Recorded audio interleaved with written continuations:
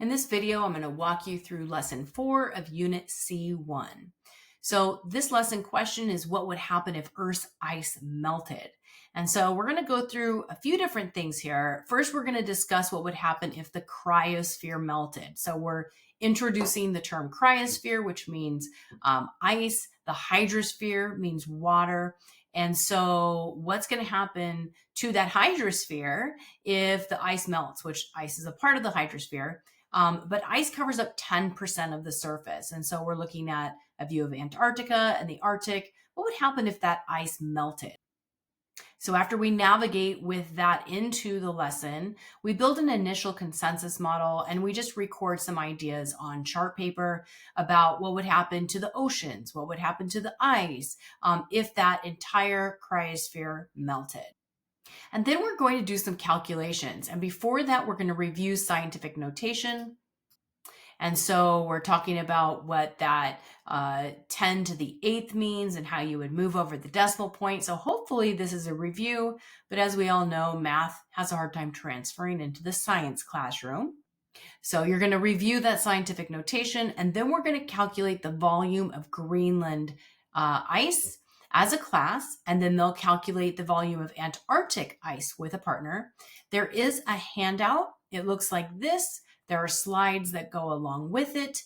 And so this looks like this needs a little bit of formatting work.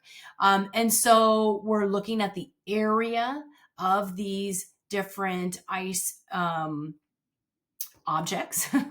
And so we're going to calculate the area, and then we're going to use the dimensions, and the slides will walk you through this, and then we're going to calculate what happens if that ice melted, what happens to sea level rise. And there is an answer key to support you on this. And so you can see what the area calculations would be. And you can see these are all the calculations. So this should help you walk students through this as well as the slides. And you can see that the slides walk students through the area and everything. And the teacher guide gives you a little bit more as to what to say to guide students through these calculations.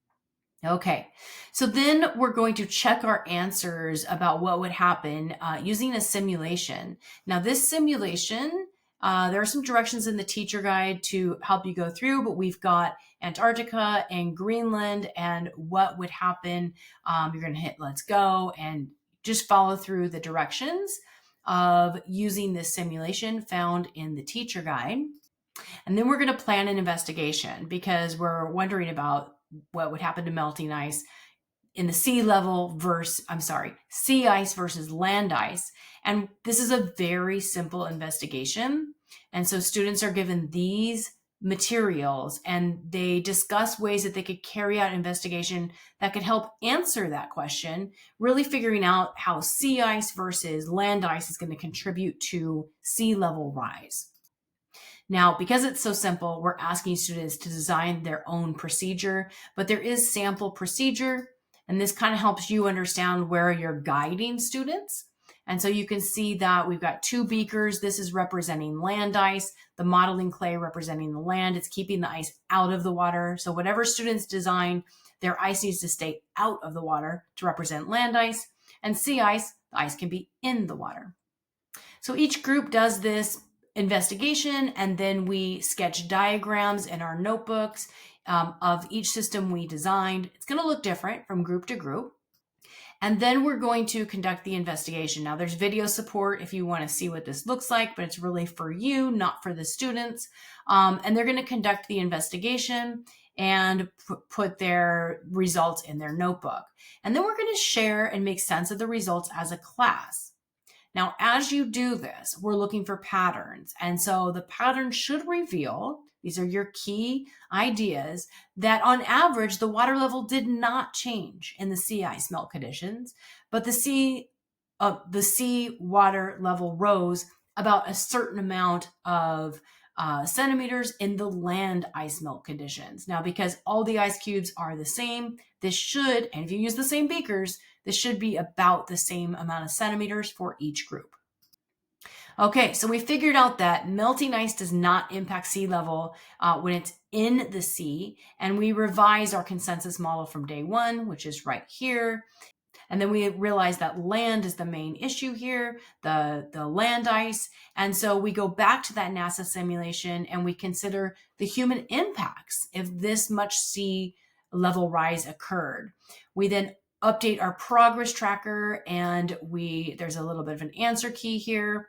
Again, you can have students do this on their own, or you can walk them through it since it is a unit 1. But they're going to answer the question, what would happen if Earth's ice melted, which is our lesson question.